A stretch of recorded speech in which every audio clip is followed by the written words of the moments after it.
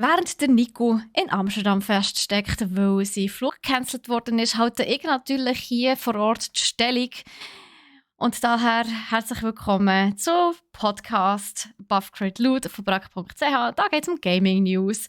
Und zwar ist das schon die Episode Nummer 14. Heute mit mir, der Steffi und Cyril. Hallo Hoi Cyril. miteinander. Salut! Schön, dich mal wieder da zu sehen. Wir hören dich ja immer gerne, beziehungsweise wir sehen dich auch immer gerne, seit du ja deine eigenen Wow. Formate hast. Was? Danke vielmals, ja. Ist sehr gut angelaufen. Hat mich wirklich mega gefreut. Ich weiss natürlich nicht, ob es daran liegt, dass alle gewundert sind, was wir zusammenbauen. Oder ob es wirklich einfach nur ein bisschen war wegen mir. Ich gehe jetzt vom Ersteren aus. Aber wenn es ein Kombi ist von beidem, ist natürlich auch toll. Also Cyril, du bist natürlich auch ein sehr schöner Mensch. Von dem her lohnt es sich jedes Mal, dir zuzuschauen, egal was du zusammenbaust. Ja, Von es dem kommen ja her. noch ganz, ganz viele Sachen, gell? Ja, nein, auf jeden Fall Zum im Glück. Moment ist er ja immer am Donnerstag live von 11 bis etwa am 1 und baut seine Klemmbaustein-Sets zusammen. Im Moment ist es das Lego-Set Tall Neck von Horizon Forbidden West, wo ganz schön aussieht mittlerweile. Du bist relativ weit schon. Ja, ich habe ein bisschen Gas geben, allerdings, muss ich Ja, sagen. hast du gesehen, Ja. hast du gesehen. Aber du Es bist ist fast dann, hat sich fertig, ein oder? bisschen, ja, genau, es hat sich ein bisschen in die Länge gezogen zuerst und dann, je länger es ist besser gegangen und ich denke, also bei guter Dinge, nächstes Mal werden wir fertig. Nice. Ja, wäre ja perfekt, weil übernächstes Jahr bist ja du dann gar nicht da. Ja, man munkelt, ich sage in den Ferien. Wer auch immer Genau. das erlaubt hat, aber ist auch nicht schlecht, weil wir haben nämlich schon für Ersatz gesorgt und zwar werden meine Wenigkeit und die Garo, eine weitere Mitarbeiterin bzw. Teamleiterin, ist sie ja, glaube Meine ich, Chefin. deine Chefin, genau, von der Spielwarenabteilung. Genau. Wir zwei werden nämlich zusammen Klemmbaustein Pokémon zusammenbauen und wir werden uns ein kleines Battle geben. Also wir schauen, wer es schafft, mehr Pokémon zusammenzubauen während diesen 2 Stunden Livestream. Ich bin Da bin ich gerade sehr ein bisschen traurig, bin ich gespannt. in der Ferien und kann das nicht mit anschauen. Ach, du kannst es ja streamen, beziehungsweise du kannst es ja dann auch nachschauen. Das ist doch das Schöne an unseren Livestreams, dass wir es eben dann jeweils auch noch auf YouTube aufladen. Perfekte Lösung. Dann Genau, gebe ich du dir kannst das ja gleich noch später noch. schauen. Ja, auf alle Fälle. Also ich freue mich extrem drauf. Ich glaube, das wird lustig. Aber Da ja, mache ich mir gar keine Sorgen bei euch zwei, oder? Zwei nein, null, hübsche null. Ladies, die ein bisschen Lego zusammenbauen und Ey, was will man miteinander mehr? schnurren. Ja, Was will ich man glaube, da mehr? gibt es nicht viel, was man noch wählen kann, oder? Weißt du, was man noch mehr will? Einmal bei dem Format, wo wir jetzt sind. Gaming News. Was haben wir für Gaming News? Wir haben 3 verschiedene Kategorien. Buff, Crit, Loot. Bei Buff haben wir heute GTA 5 hat ein neues Update rausgebracht. Es geht das Gerücht um, dass 2 alte Zelda-Titel für die Switch sollen erscheinen. Microsoft hat jetzt, also die Übernahme von Microsoft, die Übernahme von Activision Blizzard durch Microsoft, ist anscheinend fix. Also so gut wie fix. Dann gibt es eine neue Handheld namens Playdate. Das ist unsere Buff-Themen. Bei der Crit haben wir Lost Ark mal wieder, leider Gottes. Und kleine interne News. Und zwar haben wir ein bisschen Lieferverzögerungen bei unseren Magic-Karten. Und dann haben wir noch ein paar Loot-Geschichten. Die erzählen wir dann euch frisch von Lager, hätte ich fast gesagt, wenn wir dann dazu kommen, später im heutigen Podcast. Und ja, dazu, also so viel zum Inhalt. Episode 14. Herzlich willkommen. Und ich würde sagen, wir fangen gerade mit dem ersten Thema an. GTA 5! Cyril, GTA 5, 9 Jahre. 9 Jahre ist 9 das Spiel schon Jahre. draussen, Das hä? ist Und die so Entwickler sind immer krass. noch dran. Ja, das vor allem. Also parallel arbeiten sie zwar an GTA 6, aber wenn man sich überlegt, wie gehypt GTA 5 nach wie vor ist, das ist Wahnsinn. Ja, das ist wirklich unglaublich. Also, das ist einfach eine Erfolgsgeschichte, oder? Und ich glaube, es Mhm. ist nach wie vor auch der Online-Part, der relativ viel ausmacht dabei. Sicher Ja. auch die Ports auf Current-Gen-Konsolen, die ein bisschen geholfen haben. Und genau darum geht es vor allem in diesem Patch, weil für PS5 und Xbox Series X ist ein Update rausgekommen. Und zwar kann man jetzt neu in den Grafikeinstellungen Motion Blur einfach ausschalten. Und das Genau. sage ich einfach Gott sei Dank.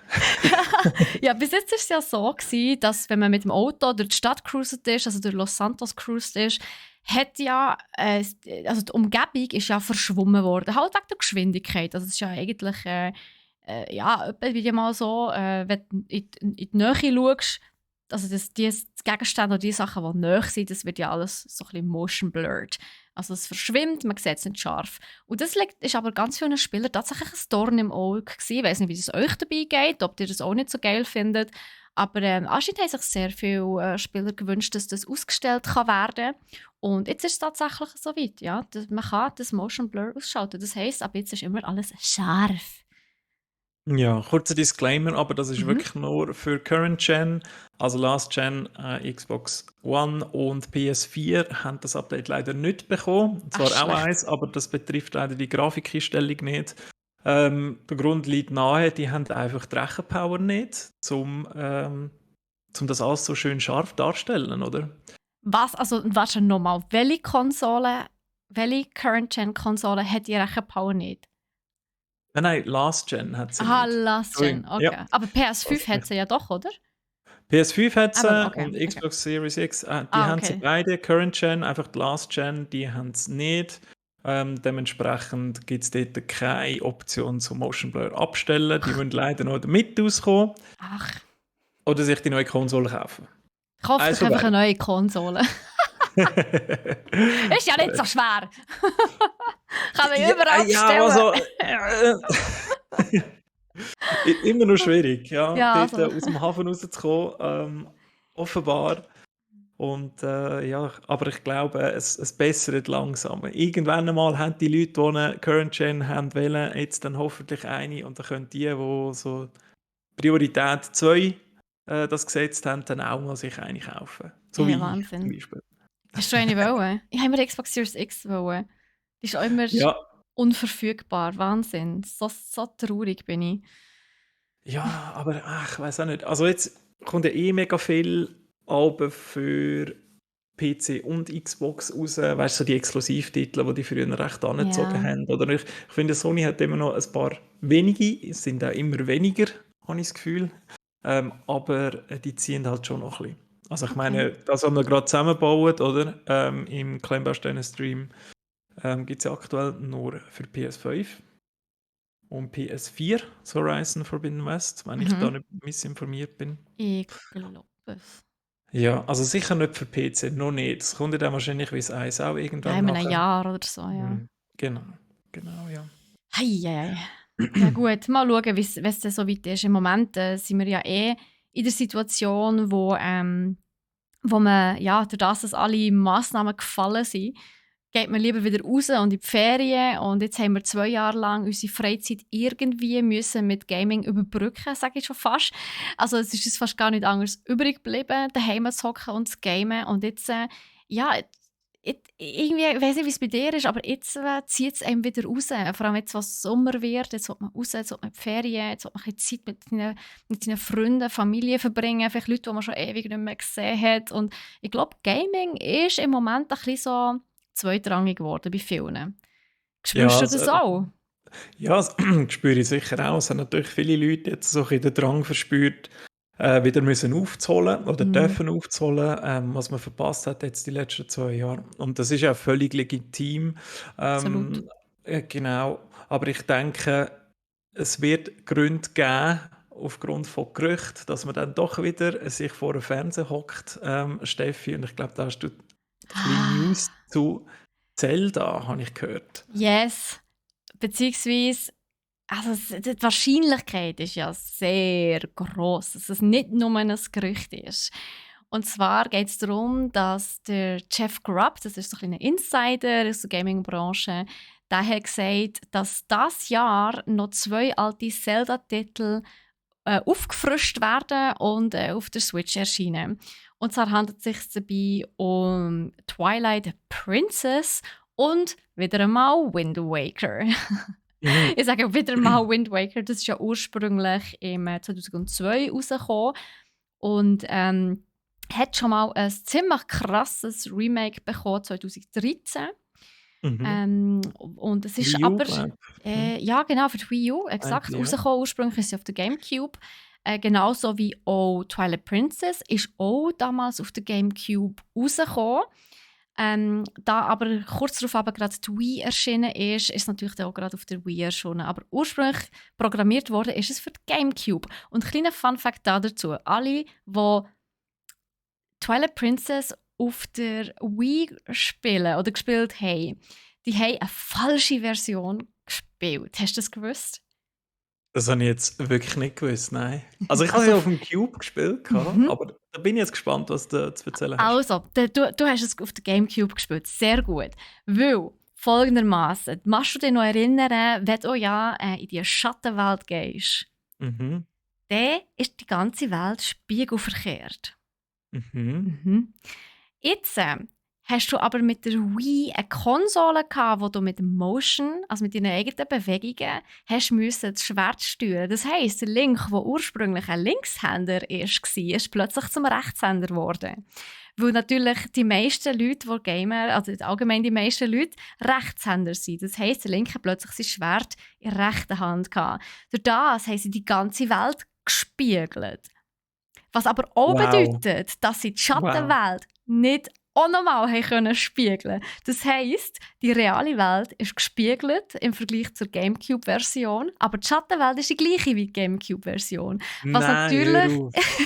was natürlich aber das Feature extrem langweilig macht eigentlich, weil wie geil ist es denn bitte, wenn die Schattenwelt gespiegelt ist? Das ist so cool, ich habe das immer geil gefunden, aber auf der Mhm. Wii ist die Schattenwelt genau gleich wie die normale Welt.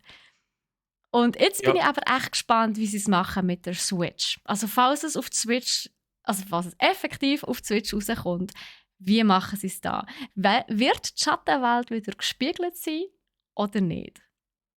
Ja, ist jetzt schwierig. Also ich weiß nicht, ob sie für die Wii echt an der Grafik nochmal etwas geschraubt haben. Ich habe gemeint, das hat nachher wenigstens 720p Auflösung gehabt, sofern man die Wii entsprechend angeschlossen gehabt hat. Mhm.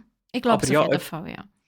ob jetzt da irgendwie etwas gross geschraubt worden ist, sonst noch, dass man müsste die Wii-Version nehmen und dann nochmal das der Fall wäre, oder ob man eigentlich vom Gamecube ausgeht, was das Original wäre in dem Also, Fall. ja, ich würde mir ja schon wünschen, dass man auf der Switch halt nicht mehr mit der Motion spielt. Also halt nur noch mit Mhm. Knopfdruck. Mhm. Dass man halt auch wieder die Möglichkeit hat, dass die Schattenwelt gespiegelt wird. Weil das ist ein mega cooles Feature, das also, das ich wirklich echt gefeiert habe. Aber für Wii hat man das nicht. Und ich hoffe wirklich, falls es so ein Remake gibt oder einfach, ja, einfach eine aufgefrischte Version, sage ich jetzt einmal, dass sie echt die Gamecube-Version nehmen und nicht die Wii-Version. Wo ich will die Schattenwelt gespiegelt erleben und nicht gleich wie die, also nicht umgespiegelt, also gleich wie die normale Welt. Twilight Ja. Princess hat also nicht mit Abstand, aber Twilight Princess ist eines meiner absoluten Lieblings-Zeldas gewesen. Ich habe das so ein geiles Spiel gefunden. Und ich würde mich so, so freuen, wenn ich das mal wieder könnte spielen auf der Switch. Weil auf der Wii kannst du ja vergessen, heutzutage ist es ja Horror. Ja, ja, es ist schon sehr verpixelt, oder? Mhm. Und ja, ich habe Twilight Princess auch mega, mega toll gefunden. Auch sehr schön, mir hat den Artstyle mega gut gefunden. Mhm, wo es ein bisschen Gut gefallen. düsterer ist, gell? Das ist natürlich Ja. echt geil. Ja, und ich meine, passt ja jetzt, kommt im Mai wieder Stranger Things raus, oder? Dann haben Ah, wir auch wieder da unsere gespiegelte Schattenwelt. oh ja, natürlich. Oh mein Gott. Das würde natürlich Vielleicht echt kann man gut noch die Elf passen. noch reinpatchen beim Twilight Princess. Ich kann sie dann noch als Charakter spielen, würde ich jetzt nicht machen, aber es gibt ja je länger sie öfters so Sachen, oder? Ja. Mhm. Okay. Aber ja, es macht natürlich schon Sinn, dass das gespiegelt wäre, oder? Also Aber ich ich würde meine, darum auch sagen, ja. wenn du die eben noch vorstellst, oder wenn du jetzt einfach deine Hände zusammenhebst und der Daumen links ist und dann die Hand umkehrst, dann ist der Daumen nachher rechts von der anderen Hand, oder? Also Ja. eben wenn du so quasi die zwei Ebenen flippst, also das mit dieser Schattenwelt hat ja viele langjährige Hintergründe. Ich glaube, Kommt so ein bisschen kommt glaube ich schon ein bisschen von D&D. Ich Du, könnte mich ganz gerne ehrlich, fast korrigieren. jedes Game ist ursprünglich irgendwie wahrscheinlich von D&D inspiriert worden. Also erzähl mal, was ist so dein Hintergrundwissen mit Schattenwelten? Ja, also dort gibt es ja einfach das Shadowlands, oder? Das ist ja die bizarre, verformte, dunkle Version von der materiellen Ebene, also dort, wo die normalen Menschen und so weiter drauf leben. Ähm, Sie ist nicht unbedingt gespiegelt, aber es hat Abenteuer gegeben, wo sie gespiegelt war. Und natürlich könnte man das dann auch ein bisschen weiterspinnen und irgendwie noch Homebrew-Worlds machen, wo sich dann auch so verhalten. Habe ich persönlich auch schon mal gemacht, ist wirklich sehr lustig, kann ich empfehlen. Aber jedenfalls, eben die Welt ist genau die gleiche, einfach spielverkehrt oder nicht, und extrem dunkel und eben alles ist so ein bisschen schief und ablehnend und du fühlst dich unwohl und ja, wenn du Pech hast und rauskommst, dann ja, ist vielleicht eine längere Zeit vergangen, als du gedacht hast. Oh wow, uff. Ja, Okay, spannend. ja. Okay. Das heißt, ich Eben dachte, eine wenn Reise. du Pech hast und rauskommst, also ist das doch eigentlich ist es doch etwas Gutes, wenn du rauskommst. Aber ja, wenn natürlich die Zeit anders vergeht wie in der normalen Welt, ist Mhm. natürlich, ja, das erinnert mich an Interstellar. Ah, das habe ich jetzt so cool gefunden, muss ich ja sagen. Mhm. Ja, Mhm. ja, Gut, voll. das Feature hat Twilight Princess tatsächlich nicht. Dort ist die, ich sage jetzt mal, normale Welt und die Schattenwelt ja vom Zeitkonstrukt das Gleiche. Aber Mhm. einfach, ich hoffe einfach wirklich, dass sie die Gamecube-Version nehmen, wo ich will das Gespiegelte erleben. Und ich kann mir vorstellen, eben, das Confusing, also Twilight Princess ist ja also tanzt ja ein bisschen aus der Reihe raus, weil es eben ein bisschen düster ist, ein bisschen confusing, ein bisschen einfach anders als die anderen Zeldas. Und das habe ich wirklich mega gern gehabt, genau deswegen, wo es halt eben mal ein bisschen anders ist. Und nicht so Mhm. family-friendly wie Wind Waker und so bunt und fröhlich. Ich weiß nicht, Ja, ja, Wind Waker? Hm? der Sidekick, der noch dabei war mit der Midna, ist natürlich auch etwas Ja! Tolles gewesen, Oh, oder? ja, endlich Ist mal völlig vor allem ein Neues. Begleiter, der geil ist. Hey, Ja, listen! Hey, listen, Link! mal Listen! endlich nicht so Listen! nervig, ja. Listen! Steffi, bitte. Hey, aber noch schlimmer war ja die Fei gewesen. Also ich glaube, wenn wir eine Abstimmung machen, welcher Zelda-Begleiter am mühsamsten und am nervigsten ist, dann wäre es die Fei.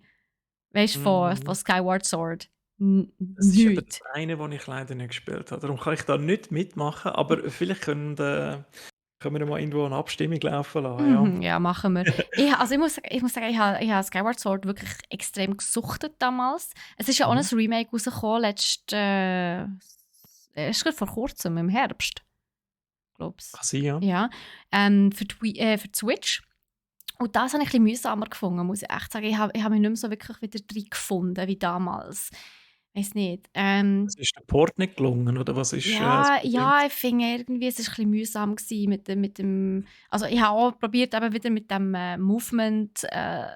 dieser Movement-Steuerung das Spiel zu spielen, aber irgendwie hat mir das auf der Wii besser gepasst, obwohl man ja auch muss sagen, dass das so ein bisschen der Hass von allen war, vor allem von denen, die nicht ein genug grosses Zimmer hatten, die zu nahe an dieser Solarliste gehockt sind, dann hat nämlich das Movement auch nicht funktioniert. Aber die Liste hat man ja jetzt bei der Switch nicht mehr. Aber irgendwie hat es nicht so super funktioniert. Aber das hat mich ein bisschen schade gedacht, ehrlich gesagt.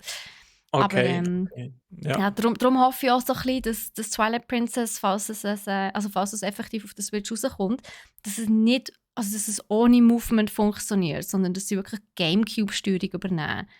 Das würde ich Gut, dann schon kannst du ja sehr wahrscheinlich einfach den feiern. Controller anhängen und dann würdest du es eh übersteuern, oder nicht?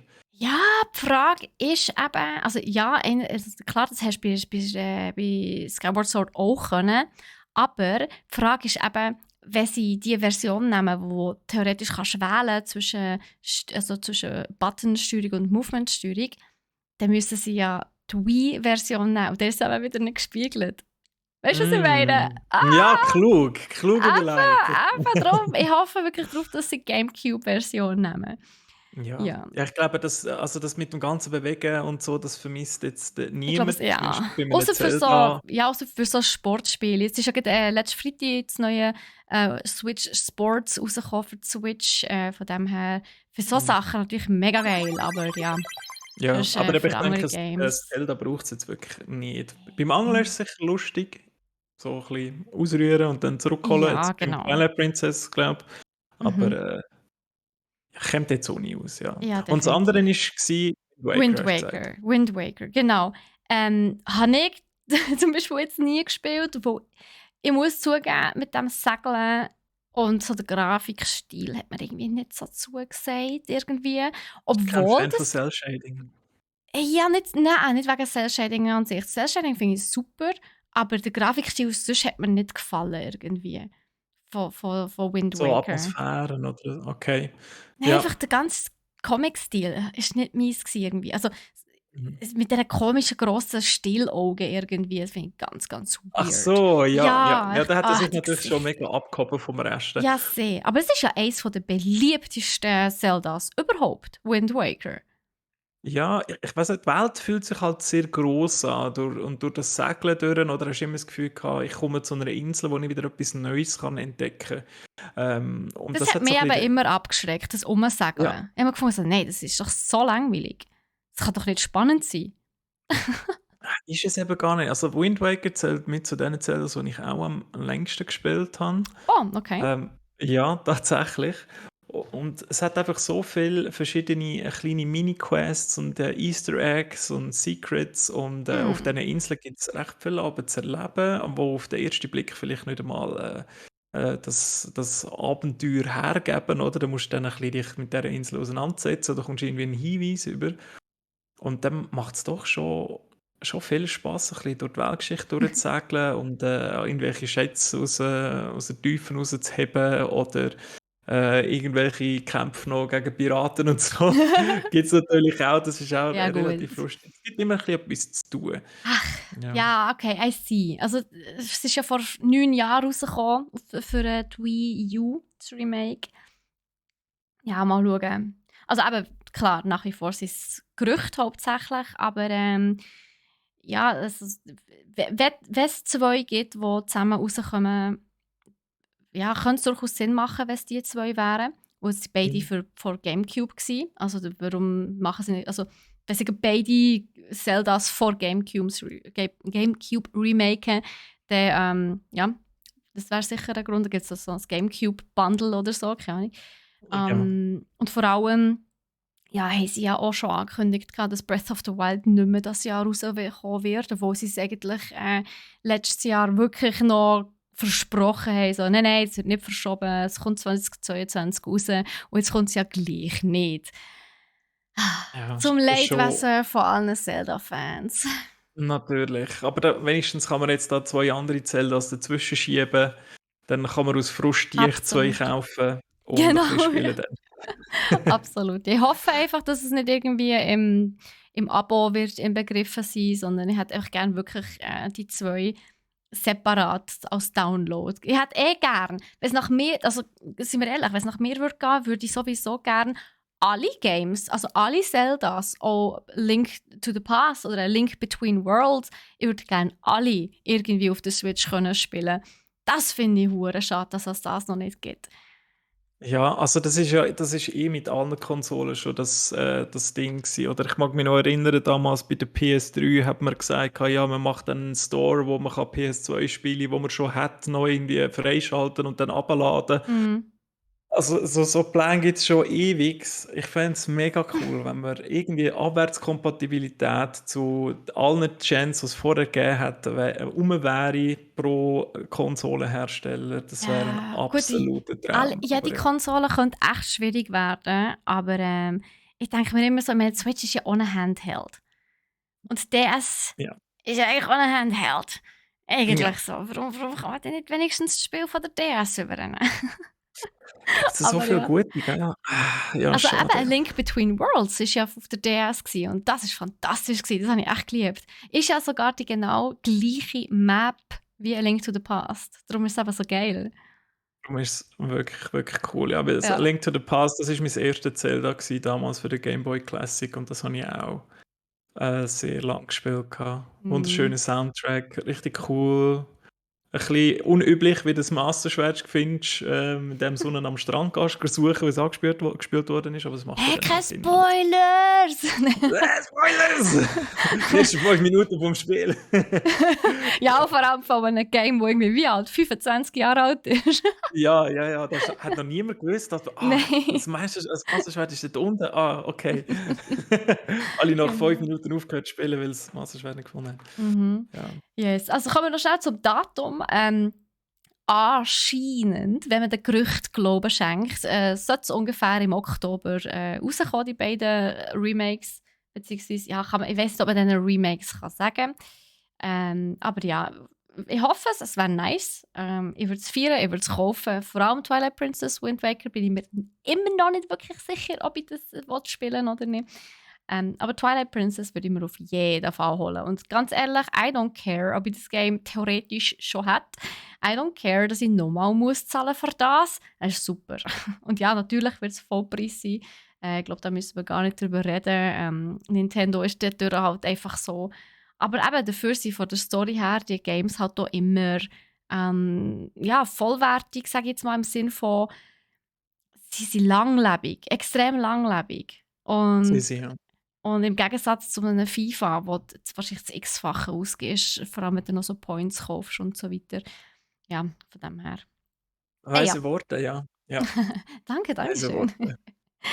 Aber ja, gehen wir weiter von Zelda und Nintendo zu Activision Blizzard. Einfach dort schnell eine ganz kurze News, falls nach der Hintergrundgeschichte interessiert. Wir haben in der allerersten, nein, ich glaube in der zweiten Episode von diesem Podcast, also von Buff Crit Loot, haben wir sehr ausführlich darüber geredet, was bei Activision Blizzard alles so abgeht, die ganzen Vorwürfe und so weiter.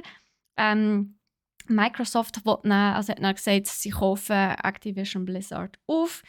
Und letzte Woche im Podcast haben wir darüber geredet, also in Episode 13, dass es jetzt eben könnte passieren, dass der Deal platzt, obwohl das meiner Meinung nach und auch die Meinung von Yves, der ja letzte Woche eingesprungen ist, eigentlich so die letzte Rettungsschwimmerin wäre für Activision Blizzard, aber weil halt durch Microsoft wie die Hoffnung entstanden ist, dass das ganze Tohuwabohu dort wieder ein bisschen gelöst wird, beziehungsweise dass es mal ein bisschen aufgeräumt wird.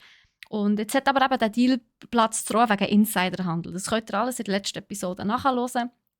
Jetzt ist es aber tatsächlich so, dass also vielleicht noch schnell, das muss ich vielleicht noch schnell einwerfen, sie haben aufgerufen dazu, den Deal abzulehnen. Der ist letzten Donnerstag, am 28. April, ist das, glaube ich, der Donnerstag gewesen? Ja, genau. Letzten Donnerstag, am 28. April, ist abgestimmt worden. Und es ist wirklich der Aufruf umgegangen, lehnt ab. Also sagen nein, dass die Übernahme nicht so stattfinden. Und jetzt haben wir nach fest, 98% der Stimmanteile haben sich dafür ausgesprochen. Fast meine, gerade zum Trotz, oder? Genau, ja, gerade zum Trotz. Beziehungsweise eben, ich habe so das Gefühl, es ist effektiv so ein bisschen der Wunsch, dass eben Activision Blizzard gerettet muss werden. Ja, Ja. also ich meine, so viele Leute, wie mit Blizzard-Spielen aufgewachsen sind oder auch Ja. Activision, bevor sie zusammen fusioniert haben, aufgewachsen sind, oder? Und dann zu hören, was daraus entstanden ist, was man lange Zeit nicht gewusst hat. Ja, jetzt versucht man sich reinzuwaschen von dieser Schuld, indem man Microsoft Duvet drüber legt und dann eigentlich alles unter der Decke versteckt. Nein, eben nicht. Microsoft räumt jetzt auf. Ich glaube daran, dass sie aufräumen. Ja, ich glaube daran, dass sie aufräumen und dass Activision Blizzard durch das jetzt effektiv wieder auf den richtigen Weg zurückfindet. Also ich hoffe es wirklich stark, weil das ist meiner Meinung nach wie die einzige Lösung, dass Activision Blizzard wieder eine anständige Bude wird und auch wieder zurück auf meinen PC kommt. Ja, Ja. auf alle Fälle. Also, ich meine, du hast natürlich schon recht, oder? Die Hoffnung ist sehr groß, weil sie werden sicher die ganze Unternehmenspolitik von Microsoft müssen annehmen Eh. und übernehmen und die werden den Finger drauf haben, dass das Mhm. alles nicht anständig durchläuft, weil sonst haben sie genau das gleiche Problem und dann wird man nachher Microsoft an den Pranger stellen, oder wenn das mal würde Ja, ans das Licht weiß ich kommen. natürlich nicht, weil Microsoft Logisch. ist ein Gigant. Ja. Und ja, jetzt sieht es so aus, also falls jetzt nicht mehr irgendwie etwas mega Unvorhersehbares sollte passieren, dann wird die Übernahme mit dem Abschluss vom Fiskaljahr von Microsoft tatsächlich über den Tisch gehen. Und zwar ist das am 30. Juni, also schon sehr gleich. Das heisst, Mhm. in schon 2 Monaten wird Activision Blizzard zu Microsoft gehören. Also wie gesagt, Ja, falls sonst nichts mehr dazwischen kommt. Aber ja, ich bin jetzt geht's schnell, hä? extrem, ja, mega. Und ich bin extrem gespannt, wie es weitergeht. Ob der Bobby Kotick weiterhin also überhaupt in der Firma wird arbeiten, beziehungsweise wie lange noch. Und ja, ob er nicht eventuell sogar gekickt wird. Ich persönlich muss ja sagen, ich wäre dafür, dass sie ihn kicken. Wo so einer, der so lange so ein Arbeitsklima ja, hat Liegt. Ja. hat durchgehen und es vielleicht sogar auch ein bisschen gefördert hat, indem er nichts dagegen gemacht hat. So einen möchte ich nicht an der Spitze von so einem riesen Gaming-Unternehmen haben, wirklich nicht. Nein, nein, wirklich gar nicht, oder? Und dann auch die ganzen Jungen, oder? Also ich meine, ich habe auch mir natürlich noch ein Video gegeben, wo sie die neue WoW-Erweiterung angekündigt haben. Und das sind vieles Gesichter gewesen, nicht alle, aber vieles Junge gewesen, die das Ganze ein bisschen haben wollen auffrischen und so. Und ich glaube, dort hat man auch ein bisschen versucht, in dem Video zu zeigen, hey, schau, wir haben jetzt wieder junge Leute, wir haben das Vertrauen von denen, die geben das Vertrauen uns, wir geben es ihnen, wir haben uns verändert und das zeigen wir auch öffentlich und machen da ganz normal weiter, oder? Mhm. Aber ich denke, egal wie lange sie sich noch bemühen, das wird immer in den Hinterköpfen der Leute bleiben, oder? Ja, auf jeden Oder Fall. sicher sehr lange Und vor Zeit. allem die Frage, ob wir dann nicht alle ein Handy haben. Ja, wird ja morgen zum Glück auch, oder zum Glück, ja, es wird ja endlich mal das Spiel angekündigt. Ey, sag nichts. Beziehungsweise es ist ja angekündigt worden, dass es sogar nicht nur mobile soll werden, sondern tatsächlich Crossplay auf dem PC soll geben. Hey, Wahnsinn! Wer hätte das gedacht? Sie sich eigentlich alle Hm. Mobiles. Ja. Ja, wenigstens haben sie mal noch checken gehabt beim Diablo Immortal, dass man es vielleicht auch noch für den PC rausnehmen könnte. Aber ich bin jetzt schon gespannt, was morgen rauskommt, ob es einfach irgendeine so eine Clash of Clans Brunst, Entschuldigung für alle Fans da draussen, wird, wo man einfach geschwind 5 Minuten auf dem WC spielt, oder ob es etwas Ernsthaftes wird. Aber das Ja, werden wir aber wenn dann. spielt man, also jetzt wir in der Schweiz, ich meine klar, der Mobile-Markt ist riesig, das muss man einfach immer wieder sagen. Ich weiss, dass gerade viele in der Schweiz bzw. so ein bisschen Zentraleuropa eigentlich ja, voll so auf PC-Gaming sind, Mobile-Gaming ist scheiße und so weiter, aber die meisten. Das muss man leider an dieser Stelle schnell sagen. Aber hey Leute, der Mobile-Markt ist einfach gigantisch. Also der ist wirklich grösst, der macht die Hälfte der Gaming-Industrie aus.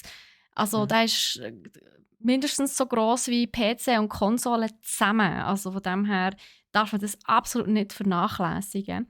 Aber für uns Schweizer frage ich mich wirklich, ja, wie du das vorhin gesagt hast, ja, wer von uns Schweizer spielt ein Mobile Game mal länger als auf dem WC oder ja, auf einer Zugfahrt oder so. Und dann muss halt das Internet stimmen. Und ja, wenn das Internet nicht stimmt und man Lags hat, dann schießt es ja auch wieder an. Genau, ja. Mm, Ja. Und dann, aber eben, vielleicht hilft es ein bisschen, dass es Crossplay ist, dann kannst du es unterwegs spielen und nachher die Heime noch dann am PC zum Beispiel. absolut. Ja. Schauen wir hören sicher in den News nächste Woche von dir wieder, Steffi. Ich hoffe es doch, ja. Also, beziehungsweise maybe. Ich weiß nicht, ob ich es schon wieder anspiele. Also, ich weiß nicht, ob ich es überhaupt so anspiele. Wo ich bin ja so ein bisschen anti-Activision Blizzard, aber jetzt mit der Übernahme könnten wir darüber reden. Ja. Ob ich vielleicht mal wieder etwas installiere, aber ja, ich brauche zuerst noch einen guten Grund Sonst mehr, schauen wir sagen es wir es so. einfach an und uns öffentlich verurteilen. Das können wir auch machen, perfekt. Und der Nico ist ja eh nicht Fan von Mobile Games, von dem her wird ich auch sowieso wieder müssen fürsten, also die Pro-Seiten übernehmen. Nein. Aber Wir haben noch ein letztes Buff-Thema, bevor wir dann schon beziehungsweise langsam mal zu den Crit-Themen sollten kommen. Du hast vorher schon angesprochen, so wegen Kindheit und wir sind mit dem aufgewachsen, mit was wir ja Ja. auch aufgewachsen sind, auch viel, ich leider nicht, muss ich sagen, das ist an mir vorbeigegangen, beziehungsweise ich bin halt einfach nicht so ein Gamer-Kind gsi, ich bin ein Pfadi-Kind gsi, ich hatte leider keinen Gameboy gehabt. Und heute bist du trotzdem professionelle Streamerin. So sieht's aus. Nebenzu als Pfadfinderin. So sieht's aus. Aber ja, ich hoffe, du kannst die Kindheit nachholen. Die Vielleicht.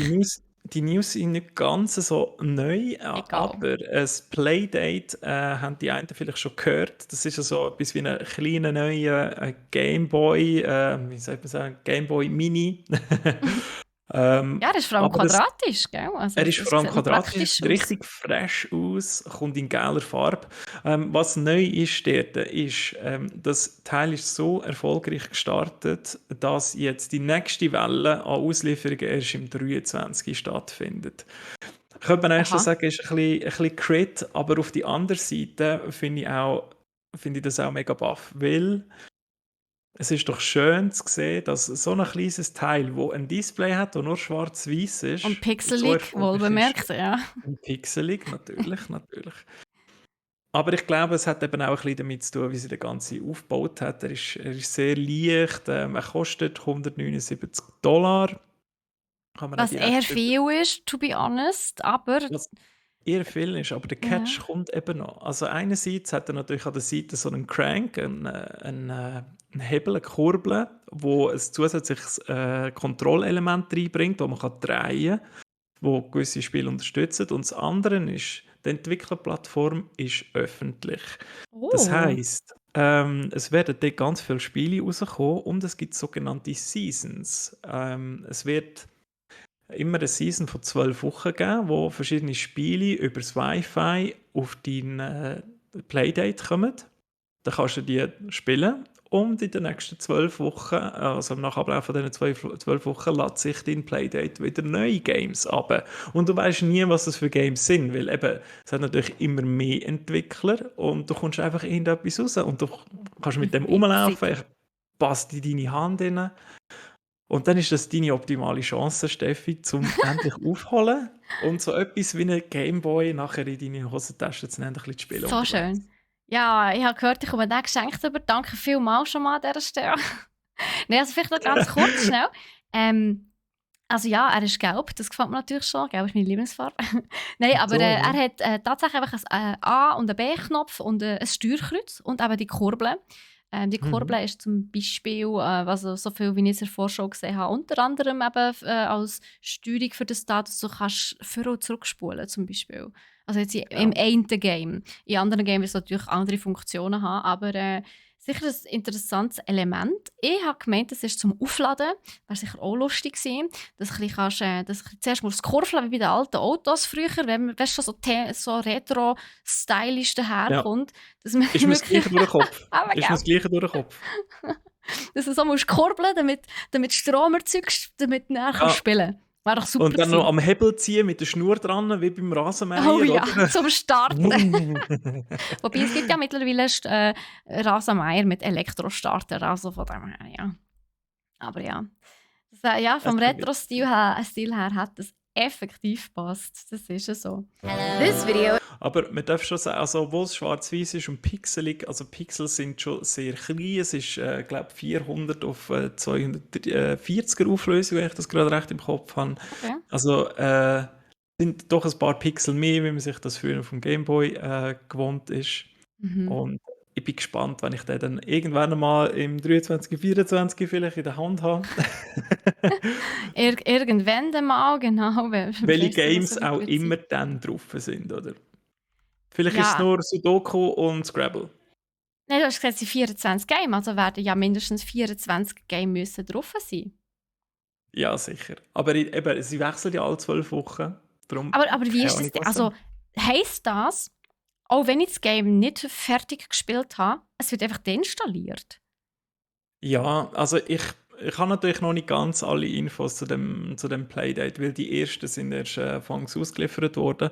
Aber Kann es es sein, ist ja dass wir so, Schweizer mal wieder da aussen vor gelassen worden sind?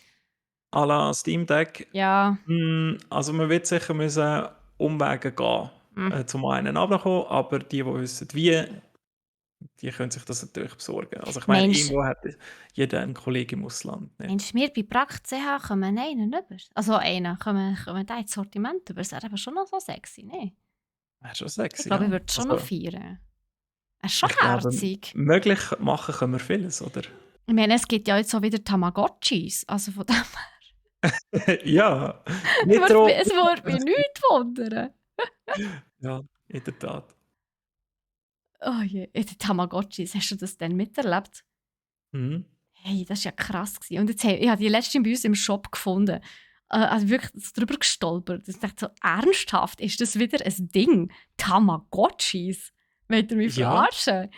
Hey, sicher. wo die haben jetzt, hey, nein, die haben jetzt das Leben zerstört. Hey. Ich muss zugeben, ich Ja, hatte nie eins gehabt. Gott sei Dank wahrscheinlich. Sonst wäre ja noch schlechter Schuh gewesen. Nein, ich war also guter ich, Schuh, ich, ha- ich habe aber es ganz schlimm gemacht. Ich habe meins aber, wenn ich in die Schule haben musste, zum Hüten meiner Mutter ins Geschäft mitgeben. nein. Sie Ich musste war darauf ganz schlimm. aufpassen. Ich musste darauf aufpassen, bis Ja, sie das wieder Schlimme war heim ja, waren. wenn du den mal einen Tag lang hast allein gelassen, wo du in der Schule warst, ist ja das Zeug gestorben. Eben ja. Also, Oder? Und dann muss doch jemand schauen. ja, du kannst ja nicht einfach sterben, es ist ja wie dein Haustier. Oh Gott. Ja, Ja, ja. Aber nun. da bist du die ganze Zeit dran. Aber es ist lustig auch. Ach, Damals, wo die herrje. rausgekommen sind, hat wirklich jeder eins müssen haben. Aber es sind tolle Vielleicht Zeiten. muss ich mir mal eins bestellen, einfach zum schauen, wie es so ist. Ja, ja, wir haben ja die neuen mit dem Farbdisplay und Fotoapparat. Genau. Kannst du dir das eins ziehen? Ja, genau. Hä? Ich glaube, ich probiere das mal. Ich tu mal eins ausbuchen, so zu Recherchezwecken. Ja, da kannst du ja nächstes Mal im Loot in den News erzählen, Absolut, will do that. was du bekommen hast. Jetzt haben wir aber noch ein Crit-Thema als weiteres. Und zwar auch eins, das tatsächlich auch bei uns im Discord ist angesprochen wurde. Mhm. Und zwar haben die Leute wirklich gefragt, so, hey, wie sieht es eigentlich bei euch aus? Habt ihr auch so viele Bots bei Lost Ark? Ist mega nervig. Und mir ist tatsächlich ein Zeitchen so gegangen. Also, ich spiele ja nicht viel, ich gebe es zu. Ich spiele immer nur am Montagabend für etwa 2 Stunden mit einem Kollegen. Und er hat sich das. Und eigentlich schnurren wir mehr, als dass wir effektiv gamen. Aber Ja, es hat ein Zeitchen wahnsinnig viele Bots unterwegs gehabt, die wirklich extrem nervig waren, wo sie immer, wenn du etwas hast gebraucht, also immer, wenn du einen Mob hast müssen killen, haben sie den instant eliminiert. Und du hast echt so gedacht, so, hey, ich sollte vielleicht auch mal danken vielmal. ja, Und das natürlich ist gibt es auch wirklich noch die Pest. ganzen Gold-Farming-Bots und alles. Aber mir dünkt es aber auch, dass die wieder extrem abgenommen haben in der letzten Zeit. Du spielst ja Lost Ark auch. Mhm. Du ein bisschen intensiver als ich, kann man das schon Also sagen? am Anfang zumindest, Oder so, mittlerweile auch nicht ja. mehr so Okay. intensiv. Aber Ja. immerhin, du bist weiter als ich, du hast das Ganze auch mitbekommen. Beziehungsweise du hast auch ein bisschen recherchiert. Was ist da das Problem? Also das Problem ist natürlich gewesen, dass die ganzen Bots, die ja meistens mehr als Berserker rumlaufen, die Casual-Wächter-Raids gemacht haben und am Ende von dem hat es ja Truhe gegeben, wo Gems drin war, dass du hast können deine Spells etc. aufwerten. Und an die ist man darum, weil es die Casual-Wächter-Raids sind, also nicht die Hardcore-Wächter-Raids sind, hat man die irgendwann dann auch können solo machen, oder? Mhm. Und einfach die Gems farmen. Und Amazon Game Studios hat jetzt gefunden, wir schieben dem einen Riegel vor. Und bei diesen Wächter-Raids, jetzt beim Entry-Level, gibt es keine Gems mehr, keine Gem-Chests mehr. Und zwar für alle. Aber das ist ja recht dumm. Ja, das heisst, die wirklich ehrlich spielen und oft spielen, die Die müssen werden jetzt jetzt einfach mal öfter. bestraft. Genau, richtig. Super. Weil es Amazon Game Studios leider immer noch nicht hingebracht hat, die ganzen Farmer irgendwie in den Griff zu bekommen. Und gleich, also dort muss ich vielleicht schnell einwerfen, meiner Meinung nach sind da nicht in dem Sinn Bots nicht die schuld oder beziehungsweise auch nicht Amazon als Publisher die Schuld, sondern eigentlich sind es die Spieler, weil sie ja mit all diesen Bots, die sie machen, unser Spielerlebnis killen und ruinieren. Und halt, Amazon als Publisher sich gezwungen fühlt, irgendetwas zu machen. Und das, also die Spieler, und das, sorry, wenn ich es so sage, aber im Osten, also im asiatischen Raum, hört man nie von so Sachen. Außer wieder viel zu wenig involviert. Aber warum passiert im Westen das immer? Und warum fühlen sich dann Publisher oder die Entwickler gezwungen, Massnahmen zu ergreifen, die dann alle Leute bestraft? Das ist irgendwie... Man hört das immer nur in den westlichen Games. Ja, also es ist natürlich der Ingame Store im Osten ist ganz etwas anderes und scheinbar tun ja vor allem Japaner, tun mich nicht auf das behaften, aber gerne gamblen. Und dort Habe ich auch ist ja schon das Game. gehört. Darum sind ja Dort ist das Game, ja. Gacha-Games so gross. Genau, die sind ja sehr gross dort und Lost Ark hat dort dann auch so eine Art des Gacha-System drin. Mhm. Vielleicht läuft es darum, ohne dass es Bots braucht, weil sie schon Geld reinbuttern, oder? Und dann denken sich die Farmer, ja gut, da ist eh nicht mehr zu holen. Ich weiß es nicht. Ist jetzt weit hergeholt. Aber im Besten, ich gebe dir recht, das sind sicher die Spieler die schuld, die diesen Service in Anspruch nehmen. Und das ist extrem schade, vor allem für die dann eben ehrlich spielen, oder? Habt ihr gehört, ihr ruiniert unser Spielerlebnis. Hört auf damit. Danke. Wenn es so einfach wäre. Wenn es so einfach wäre, ja. Ja. Oh je. Aber ich meine, irgendwie muss gleich Amazon Game Studios noch etwas machen für all die eben ehrlich spielen, weil die können die Situation leider auch nicht ändern, oder? Und es gibt eigentlich genug Systeme da draussen, die könnten verhindern, dass das gemacht wird. Aber es ist, ich denke, im MMO schwierig zu unterscheiden zwischen denen, die einfach viel Zeit haben und farmen, und denen, die professionell farmen und das nachher weiterverkaufen. Oder Ja. müsstest du wieder die Transaktionen Professionell farmen. Das ist also sehr nett ausgedrückt für das, was es ist. Ja. Du meinst eher Cheater-Farmen? Cheater-Farmen, meinetwegen, ja. Aber sie haben es bei New World auch schon nicht anbekommen. Aber das ist genau das wollte ich gerade sagen. Es ist halt auch Amazon. Die heisst, ich meine, das ist jetzt das zweite MMORPG innerhalb von einem Jahr, 2 Jahren, einem Jahr, wo sie einfach irgendwie wieder genau die gleichen Fehler machen. Letztes Jahr war es New World, wo ja ein hoher Krampf war, das Game, sorry. Dort waren sie ja nicht nur Publisher, sondern auch noch Entwickler. Und jetzt machen sie genau die gleichen Fehler bei Lost Ark. Ich meine schon allein durch das, dass die neuen Charakterklassen, die es ja im Osten schon gibt und bei uns ja noch nicht, einen pro Monat, are you kidding me? Bring einfach alle, was ist das Problem? Die wollen einfach die Spieler jeden Monat wieder zurücklocken. Aber warum? Es ist ein Gratis-Game. Warum? Ja gut, wegen den Zahlen natürlich. Aber gleich. Es ist halt so, lasst den Spieler doch den Spielspaß und lasst sie doch von Anfang an die Klasse spielen, wo sie Bock drauf haben. Und wenn es so weitergeht, müssen wir auf die letzte Klasse noch bis im Oktober warten. Das kann ja auch nicht sein. Ja, ist schade. Oder? Ich meine, das Game wäre fix fertig eigentlich aber wir hat es ja jetzt wieder gehört anscheinend. Einerseits haben sie geschrauen nach mehr Content, weil sie schon Max-Level sind im T3. Und jetzt gehe ich es wieder zu schnell für die einen. Also, beziehungsweise es sind ja, glaube ich, irgendwelche Dungeons rausgekommen, wo nur ganz, ganz, ganz wenige Leute überhaupt rein können, was extrem hohes Item-Level Voraussetzung ist, nicht? Ja, eben. Irgendwie aber so. Also du kannst ja nicht sagen, ich will das und nachher sagst du, nein, das habe ich eigentlich doch nicht, weil ich will eigentlich doch das andere. Ja, gut, ja, fair enough. Aber ich meine... Spieler wollen alles, sie sind aber immer unglücklich mit dem, was sie bekommen. Richtig, ja. Aber du hast ja so viele Klassen schon von Anfang an. Gut, hast du einen Boost bekommen. Also es langt eigentlich für einen Moment. Spiel dir mal das, was der heisst. Ja, und gleich. Aber ich finde gerade zum Beispiel... aber wenn du schon weisst, die Klassen sind ja theoretisch schon um. Ich meine, es ist ja anders als bei anderen MMORPGs, die ja komplett neu erstellt werden und wo du genau weisst, okay, etwa in einem Jahr gibt es dann wieder eine neue Klasse oder so. Sondern es ist wirklich, sie sind schon um. Aber sie wollen einfach den Westen noch so ein bisschen hinhalten. So ein bisschen. Es ist halt so die zeitliche Rauszögerung, weißt du, das künstliche Rauszögern, das mich irgendwie so ein bisschen triggert. Muss ich also wirklich sagen. Das finde ich schon ein Ja, bisschen blöd. verständlich. Vor Und ich allem bei meine, den von den News. Skins wollen wir gar nicht erst anfangen. Die triggern mich eh. Nein, nein, nein, da kannst du eh aufhören. Aber eben, wenn du natürlich schon die ganzen Trailers bekommst vom Osten, welche Klassen dort Mhm. rauskommen und so. Und ich meine, ein Painter ist natürlich recht cool. Ich bin froh, ist jetzt wenigstens der Lance Master rübergekommen, weil da habe ich damals noch auf dem russischen Server ein bisschen gespielt. Das Cool ist, dass der Erste, der reinkommt. Gut, ja, immerhin. Ja. Nein, aber ja, mal schauen. Was ich darum auch schon so schade finde, was auch etwas sehr Östliches ist, sage ich jetzt mal, sehr etwas Asiatisch ist ja schon der Gender-Lock. Schon den habe ich nie verstanden. Oder, aber Ja. du, also ganz ehrlich, mal schauen, was mit Lost Ark noch hergeht.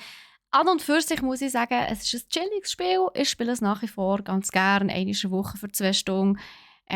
Ich glaube, wo die meisten darüber am Jammern sind, das involviert mich, also beziehungsweise betrifft mich irgendwie wie gar nicht. Von dem her, gut, ich frage mich die innerhalb, also wenn ein neues MMORPG oder ein neues Add-on oder was auch immer rauskommt, es gibt ja so Leute, ich habe ein paar in meinem Freundeskreis, dann nehmen die sich frei und er wird einfach in den nächsten 48 Stunden, wenn nicht sogar nur 24 Stunden oder je nachdem wie lange das halt dauert, aber es wird einfach auf Max-Level gerusht, so schnell Mhm. wie möglich, ohne Ja. Schlaf, ohne Essen, ohne WC-Pause. Hauptsache man ist so schnell auf Max-Level wie möglich. Und da fragt man halt Genau. einfach, wo ist denn da noch der Spielspaß? Aber du bist so schnell Endgame, dass du nachher musst 5, 6, 7 Monate warten, bis etwas Neues, Geiles rauskommt. Ah, Ja, und du kannst dich gar nicht auf die Wunder, die es während dem Leveln am Wegrand hat, kannst dich gar nicht konzentrieren, äh, oder? Es hat so viel an Inhalt einfach an dir vorbei. das ist Und da leider machst du so. das eigentlich genau richtig, Steffi, dass du Eben, sagst, gell. nein, ich tue das gemütlich als Kaffee-Game, tue Es ich ist das wirklich, spielen. für mich ist es wirklich ein Kaffee-Game. Das hast du richtig erkannt. Ich finde, den Ausdruck muss ich mir merken, der ist schön. Ja. Weißt du, was für mich auch Ja. ein Kaffee-Game ist? Etwas, was Mhm. ich mir letzte Woche, also ich will nicht sagen gekauft habe, weil ich es schon seit über einem Jahr, aber es ist jetzt Wow. endlich Full Release draussen auf Steam. Das ist Dorfromantik. Und damit eine schöne Überleitung zu Loot, wo wir müssen langsam zu einem Ende kommen. Sorry. Aber nein, Dorfromantik endlich fertig rausgekommen. genau, ja. Es ist ein mega schönes Mhm. Game, mega gemütlich, absolut kein Zeitdruck. Wirklich, zu einem Kaffee kann man das spielen. Man kann so länger spielen, wie man gerade lustig ist. Und das kann ich mega empfehlen. Ähm, Schaut es euch mal an, jetzt, wo es im Full Release draussen ist. Es ist im Moment auf Steam, glaube ich, gerade noch mit 30% Aktion. Oh wow. Ja, also Cool. es ist echt nicht Sieht teuer. mega Kostet, glaube ich, noch knuffig aus. 13 Franken oder so. Also, und es ist ein Ah, Studio dann aus überlege ich mir das Berlin. auch. Ja, also das Studio aus Berlin und ich habe letzte Woche das nochmal gespielt und es ist einfach super. Also es ist einfach wirklich ein geniales Spiel. Schau es noch auf jeden Fall an. Mach ich doch, Steffi. Gut. Und dann haben wir noch ein paar andere Sachen bei Loot und zwar hast du dir auch etwas gekauft, habe ich gehört. Etwas Ja, Star oder Warsiges. erweitert. Ich habe ja letzte Woche, oder nein, wann ist das gewesen? Vorletzte Woche schon mal gesagt, ich habe Star Wars Legion das Grundspiel gekauft. Ich habe aber noch ein bisschen erweitert. Ich habe mir noch den Clan Ren dazu gekauft. Aha. Also alles kleine Mandalorians mit diesen tollen Helmen und Blasters und Jetpacks. Und freue mich sehr, die dann können anzumalen. Einisch Yes. und gegen einen Arbeitskollegen dann auch ein Battle auszuführen. Oha, könnt ihr das bitte streamen? Wo zuschauen? Ich weiß nicht, ob der Kollege so Freude hat. Aber wir schauen dann mal, ob wir ihn dazu Er muss ja nicht auf die Kamera kommen, wenn er nicht will. Wir machen den Top-Down. Ja, wie interessant das dann ist, auch wenn nachher so zwei Neulinge zwischen 3 und 4 Stunden spielen und die Hälfte davon im Regelbuch in sich wälzen, oder? Okay, I see. Okay, dann Ja, überlegen wir es nochmal. gut. Aber klingt auf Sonst jeden Fall cool. sonst gebe ich Bescheid auf jeden Fall. Yes. Ja. Und das andere, was ich noch geschwind loswerden ist kurzer Teaser zu unserem neuen Sortiment. Das sage ich jetzt mittlerweile fast jedes Mal. Aber die neuen Artikel sind auf dem Weg. Diese Woche kommt die erste Ladung rein, und zwar einmal das schwarze Auge, dann Dungeons and Dragons Dune, ein Rollenspiel. Von Alien haben wir ebenfalls noch ein bisschen so ein Horror-Rollenspiel beziehungsweise Pen and Paper werden wir am Start haben. Das ist so die erste grosse Ladung, die reinkommt und da freue ich mich extrem. Kommt jetzt eigentlich jede Woche, könnt fast schon täglich auf einen Shop gehen, bei den Aha, Spielwaren, geht die Neuheiten anschauen und dann wird es nachher richtig viel reinrappeln. Das startet sehr wahrscheinlich jetzt Ende diese Woche. Kommt ein bisschen nice. darauf an, wie schnell das Lager nachher mag. Bei so vielen Artikeln sind natürlich alle entschuldigt. Aber Ja, das und wird ganz cool. diesbezüglich haben wir ja auch noch schnell eine ganz kleine Korrektur, sage ich jetzt einmal. Mhm. Es hat ja leider ein paar Lieferverzögerungen gegeben. Wo, irgendwie in Frankreich am Zoll ist das Zeug geblieben hängen, gell? Genau, ja. Kannst du noch sagen, um was es genau ist gegangen dort? Magic the Gathering haben sicher die Leute letzten Freitag den Release von uns erwartet, von The Streets of New Capenna oder die Straßen von Neu Capenna auf Deutsch. Und es ist nicht auf den Shop gegangen. Da tun wir uns natürlich bei euch entschuldigen. Leider haben wir das nicht können beeinflussen, weil die ganze Lieferung ist in Frankreich am Zoll hängen geblieben und nicht weggekommen. Hm. Naja, Ja. shit happens, da können wir ja leider echt nichts dafür. Aber Ja, es ja. ist natürlich mühsam. Es passiert aktuell auch sehr oft. Hat natürlich auch mit der globalen Situation ein bisschen zu tun, dass alles verzögert ist und die Leute nicht ganz hinten nachkommen. Hm. Können wir leider nicht immer beeinflussen. Aber wir geben uns das Beste, dass wir da bald noch ein bisschen mehr Optionen haben für euch, dass wir pünktlich aber zum Release fahren da haben. Ja, ja gut. Hm? Zaubern können wir auch nicht. Wir, eben, wie du gesagt hast, wir machen alles, was in unserer Macht steht. Von dem her, ja. Das Zeug sollte aber jetzt langsam eintrudeln, oder? Oder ist es sogar Ja, schon da? es ist heute angekommen. Ah, Das heisst, nice. es muss jetzt noch auspackt und in unser cooles Lager rein verräumt werden. Und dann Cool. sollte das nicht lang gehen. Vielleicht klappt es noch gerade auf heute und sonst sicher auf morgen. Ich schaue mal geschwind. Vielleicht haben wir schon etwas im Shop innen. Noch nicht, aber das kommt sicher jetzt morgen spätestens. Alles klar. Ja, dann hoffen wir, dass das alles funktioniert. Und dann sind wir eigentlich auch schon am Ende von unserem Podcast angekommen. Ähm, ja, falls euch gefallen hat, was wir hier machen, würden wir uns sehr freuen, wenn ihr uns eine Bewertung würdet geben auf Spotify. Könnt ihr uns ja, am besten 5 Sterne geben, das fände ich ganz toll. Und wir sind mit dem Podcast ja jede Woche jetzt wieder für euch da, immer am Montag am 3 live auf Twitch und immer am Dienstag am 4 kommt es dann auf Spotify. Für die, die gerne noch auf Twitch uns auch ein bisschen zuschauen beziehungsweise vielleicht einfach ein bisschen im Lurk da bleiben. Morgen, also am Dienstag am 3, spiele ich, also gibt es bei mir Gaming. Ich spiele Bugsnax, habt ihr vielleicht schon gehört, das gibt es nämlich im Xbox Game Pass. Am Mittwoch ist ja der 4. Mai, May the 4th, nicht wahr? Also da gibt es mal wieder Star Wars, The Skywalker Saga mit dem Troy, auch am 3. Und es gibt sogar ein Gewinnspiel. Ihr könnt etwas gewinnen auf Twitch, aber auch auf Twitter tatsächlich. Aber das erfahrt ihr dann auch am Mittwoch, was genau das ist. Am Donnerstag gibt es am 11. Klemmbausteine mit dem Cyril. Und da wird Ah! hoffentlich der Tollneck dann fertig, genau. Und am Freitag am 2 spielt der Blake. Jetzt muss ich noch mal schnell schauen, wie das Game heisst.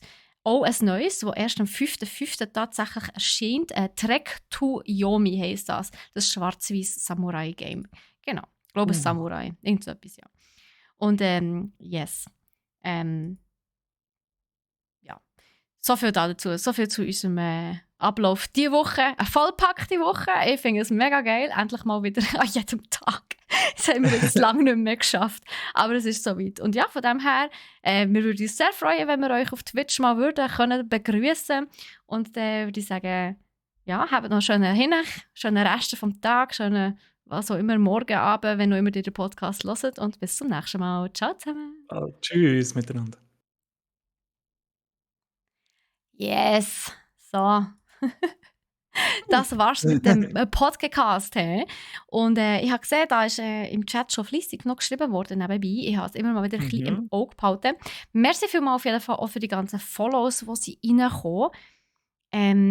Zwischendrin, wir haben natürlich nicht gross darauf eingehen, weil wir eben den Podcast gemacht haben. Aber ja, es war's. Also die meisten sind wahrscheinlich am Lurken während dem Podcast. Das ist ja eigentlich ganz normal. Der Hörnli-Mann ist auch gerade gekommen, ist ein Popcorn essen. Das freut uns natürlich sehr. Sogar der Nico hat geschrieben, er sitzt tatsächlich am Flughafen in Amsterdam in der Lobby und ist am Warten auf seinen Flug. Ich habe Wirklich. gemeint, der ist erst um 7 Uhr. Hat in Amsterdam Zeitverschiebung? Eine Stunde kann das sein? Wäre möglich. Äh, Geografie und ja, ich eben, gell. werden Same. niemals Freunde. Moment, lass sich herausfinden. Amsterdam, Zeit. Nein, 16:10, genau wie bei uns. Eigentlich. Hat mich auch hat mich, Hat dich komisch gewundert. gedünkt, ehrlich 2 gesagt. Stunden. Ja, Ja, tatsächlich. das stimmt. Wir waren nämlich auch mal in Amsterdam gewesen, und soweit ich weiss, haben wir dann nicht müssen Zeit umstellen. Aber ja, nun. Nein, wir wünschen Steht uns... leider auf meiner Bucketlist. Ich bin noch nie der gewesen. wunderschöne Stadt, also wirklich, musst du dir echt mal geben, es ist der Hammer. Ja, aber wir wünschen natürlich dem Nico eine gute Heimreise. Hoffen wir, dass der Flug nicht doch noch last-minute gecancelt wird. Dass wir ihn dann morgen auch wieder hier bei uns begrüßen können. Ja, hoffentlich, ja. Ja, ich meine, ja, wenn der Flug gecancelt wird, ist es echt nicht nice. Das Einzige, was ich mal erlebt habe, ist, dass das Flugzeug hat an einen anderen Flughafen fliegen zum Landen, wegen einem Sturm. Und darum haben wir nicht in Zürich können landen, aber statt dass wir auf Basel sind wir auf Frankfurt. Und ich habe gedacht, so, Okay. why? Warum Frankfurt? Warum nicht Basel? Das wäre so viel einfacher gewesen. Ja, Aber ja, nun. definitiv. Ja, ist eine spannende Story. Aber ja, so Sachen, Leute, ein kleiner Tipp an dieser Stelle. Falls euch mal so etwas passieren sollte, seht es als Abenteuer. Shit happens. Es ist ein Abenteuer. Es könnte auch passieren, dass ihr etwas Wunderbares erfahrt während dieser Zeit. Von dem her. Geht open-minded an so Sachen an. Ist kein Weltuntergang. Wirklich nicht. Ich mag mich auch noch erinnern, wir sind damals mit der Abschlussklasse von der Matura zu Barcelona gewesen, und dann beim Heimweg hat es in Basel so stark gewindet gehabt, dass no. kein Flugzeug hat können weg. Und wir haben dann natürlich müssen warten, und das ist irgendwie schon 11 Uhr am Abend gewesen, und dann ist irgendwie noch der Flughafenchef oder ein Stefan oder so ist zu uns gekommen und hat gesagt, da haben wir noch Esswaren-Gutschein. Und hat die verteilt gehabt, und dann könnt ihr noch etwas zu essen holen, und dann sind wir vorgelaufen zu diesen Ständen, alles geschlossen. Oh nein! So, wann sollen wir das einlösen? Am nächsten Morgen, wenn wir verhungert Ja, sind? wahrscheinlich. Unlucky. Ja, und dann sind wir irgendwie bis am 5 Uhr oder so sind wir dort gewesen, so sehr, sehr unbequeme Stühle, schon so mega abgenutzt und Plastik und so. Und, das war sehr unangenehm gewesen. Nein, ich habe dann noch... ich verstehe jetzt erst nicht.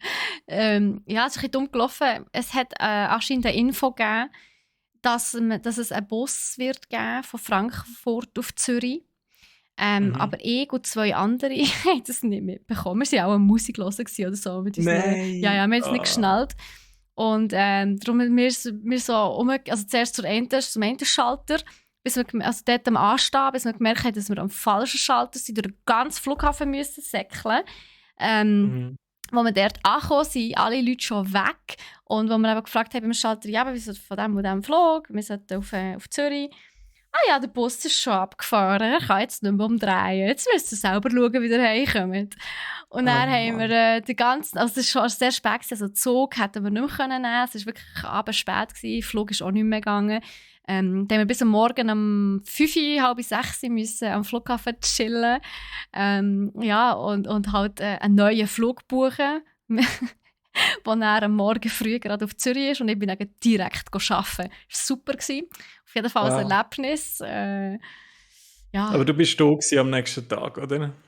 Ja, ich war schon eher müde, muss ich schon sagen. Aber ja, ganz ehrlich, also, da habe ich jetzt schon Dümmeres erlebt. Ich bin halt aus den Ferien gekommen, dementsprechend erholt gewesen. Und ja, aber ich bin halt der Meinung, so Sachen sind echt kein Weltuntergang. Also es kann passieren, finde ich es echt nicht so schlimm. Ja. Okay, der war ganz cool gewesen, irgendwie noch. Hat noch Spass gemacht. Ja, wir sind dort, ja, eben mal so ein unerwartetes Abenteuer. Ja, wir sind dort am Flughafen gechillt und haben ein bisschen McDonald's-Food gegessen und so. Das ist noch eine andere Familie, eine grosse afrikanische Familie, vielleicht waren es so 2 gewesen, das kann gut sein. Und die haben viel zu viel Essen gekauft bei McDonald's. Ja. Und die haben aber die haben tatsächlich noch ihren Flug müssen verwutschen und haben uns dann gefragt, ob wir das nicht noch gerne würden wollen haben. Sie würden uns das geben. Und wirklich, also weißt du, so, irgendwie so 3 Jö. Äpfeltaschen, Chicken Nuggets, einen ganzen Wow. Burger, einfach alles Ja. gratis. Zu mir so, ja, why not, gell? Gib Ja. her. Ja, und dann haben sie uns mega viel so Essen geschenkt. Das war echt geil. Darum eben, manchmal passieren so Sachen und es ist halt irgendwie mega cool und witzig einmal. Aber man muss halt ein bisschen offen an so Zeug an. Ja. Aber also klar, in dem Moment hätte ich mir natürlich auch gewünscht, dass ich also noch am Abend heimkomme und nicht erst am nächsten Tag. Aber ist jetzt gar nicht so schlimm gewesen. Und ganz ehrlich, ich muss wirklich sagen, dann habe ich dann lieber am Flughafen gewartet und bin am Morgen früh auf den ersten Flüger, statt die ganze Nacht durch mit dem Bus, also mit so einem Gar, irgendwie mit all diesen Leuten, die sich nerven, irgendwie auf Zürich zu fahren. Und dann wären wir irgendwie um 2 Uhr morgens in Zürich angekommen. Und dann, was machst du denn? Ja. Eben, das ist so dumm, Das weißt ist fest, oder? Ja, es ist wirklich so. Ja. Ja, so viel dazu. Darum, ja, das war sicher ein Abenteuer gewesen. Der Nico kann ja dann nächste Woche erzählen, wie es mir gegangen ist. Oh ja. Yes. An dieser Stelle möchte ich auch noch schnell Merci sagen an Double Speaker für sein Follow, wo noch ist reingekommen, während wir am Podcast aufnehmen waren. Thank you very much, falls du noch da bist.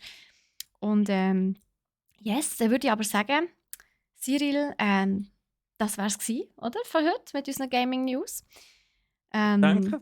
Ja. Mal ganz kurze Woche müsst ihr ohne auskommen. Hm? Ohne uns einmal. Hey, also diese Woche ist ja der Hammer. Wir haben ja jeden Tag haben wir irgendetwas. Das ist ja wirklich geil. Also ja, es geht ab. Also nächste Ja. Woche wird auch eine Stunde nicht lange, Steffi. Was meinst du? Hm? Für die Was? News alle reinzupacken. Eine Stunde? Eine Stunde Podcast. Doch. Lange das nächste Woche? Ja, Lange das? wir machen es zu schaffen. Okay. Es muss funktionieren, es muss länger. Schön komprimieren. Ja, natürlich. Ja. Die wenigsten, die unwichtigsten und unspannendsten, die lassen wir einfach aus. So einfach ist es.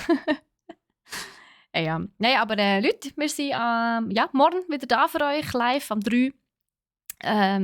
Bis dann, würde ich meinen. Habt einen schönen restlichen Abend, genießt es, nicht mehr zu wild, genießt ein bisschen die Sonne, verbrennt euch nicht. Ja, schön eingremen. Genau, ich habe mir nämlich ein Bier ein bisschen verbrannt, wo ich zu lange im Biergarten bin gehockt am Weekend, aber Das Mami hat immer recht. Das Mami sagt immer, das muss immer da im Kopf sein. Hast du eingecremt? Ja, unbedingt. Mit dieser Stimme. Genau mit dieser Stimme. Also, hey, meine Lieben, cool, dass ihr da gewesen. Merci vielmals fürs Zuhören. Wir hören uns morgen, beziehungsweise sehen uns morgen. Und ja, nehmt das Feierabendbier und geht in die Sonne. Tschüss zusammen. Tschüss miteinander. Macht's